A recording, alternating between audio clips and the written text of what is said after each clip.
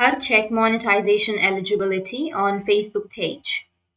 So if you want to check the monetization eligibility on a Facebook page, then first you need to open up your Facebook and switch to your page.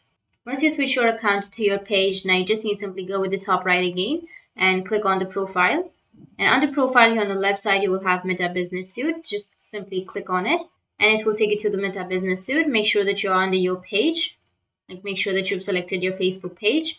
Once you've selected, now and here on the left side you will have the monetization option.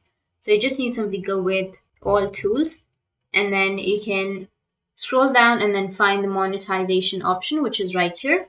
Click on monetization and it will take you to this kind of interface. Now if you have any monetization violations, then you will have the violations right here. You can simply also go with the policy issues, where you will find all of your violations that you've done. In my case, I don't have any monetization violations. You can scroll down and you can go with view page eligibility.